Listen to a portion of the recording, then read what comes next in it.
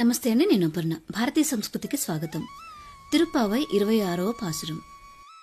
மாலே மணிவண்ணா மார்கழி நீராடுவான் மேலையார் செய்வனகள் வேண்டுவன கேட்டியேல் ஞாலத்தை எல்லாம் நடுங்க முரல்வன பாலன்ன வண்ணத்துன் பாஞ்சஜன்னியமே போல்வன செங்கங்கள் கோய்ப்பாடுடையனவே சாலப் பெரும்பறையே பல்லான் திசைப்பாரே கோல விளக்கே கொடியே விதானமே ஆலின் இலையாய் అరుళేలోర్ యంబాబాయ్.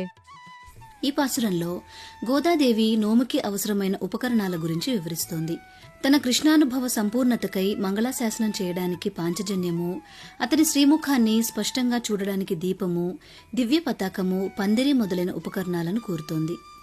ఆశ్రిత వ్యామోహం కలవాడా, ఇంద్రనీలమణిని పోలిన కాంతి స్వభావం కలవాడా, అఘటిత ఘటనా సామర్థ్యంచే చిన్న మర్రి ఆకులపై ఆదమరిచి నిద్రించేవాడా, మేము మార్గశిర మాస వ్రతం చేయాలనుకుంటున్నాము. అందుకే కావలసిన వాటి కోసం నీ వద్దకు వచ్చాము. ఈ స్నాన వ్రతాన్ని మా పూర్వులు శిష్యులు ఆచరించారు. నీవు విన్నచో దానికి కావలసిన పరికరాలను తెలియచేస్తాం.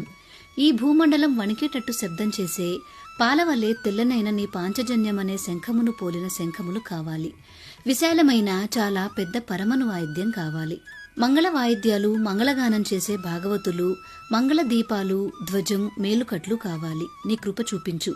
లోకాలన్నిటినీ నీ చిరుబొజ్జలో దాచుకొని ఒక లేత మర్రి ఆకు మీద పవళించిన నీకు చేతకానిదేమున్నది స్వామి? కరుణించి మా వ్రతం సాంగోపాంగంగా పూర్తయ్యేటట్లు మంగళాశాసనము చేసి వీటిని ప్రసాదించుము అని గోపికలు శ్రీకృష్ణుడిని ఈ 26వ పాసురంలో ప్రార్థించారు. గోదాదేవి జననం, బాల్యం, పాసురాల రచన, శ్రీ రంగనాథ స్వామితో వివాహం మొదలైన గోదాదేవి పూర్తి చరిత్ర తెలుసుకోవాలి అనుకుంటే ఈ వీడియో చూడండి. ఈ ధనుర్మాసంలో తప్పకుండా వినాల్సిన కథ. లింక్ డిస్క్రిప్షన్లో ఉంది. మీకు ఈ వీడియో నచ్చిందా? నచ్చినట్లయితే లైక్ చేసి మీ బంధుమిత్రులందరికీ షేర్ చేయండి. భారతీయ సంస్కృతి ఛానల్ని సబ్స్క్రైబ్ చేసుకుని బెల్ ఐకాన్ని యాక్టివేట్ చేసుకోండి. తిరిగి రేపటి రోజు పాసురంలో మళ్ళీ కలుసుకుందాం. నమస్కారం.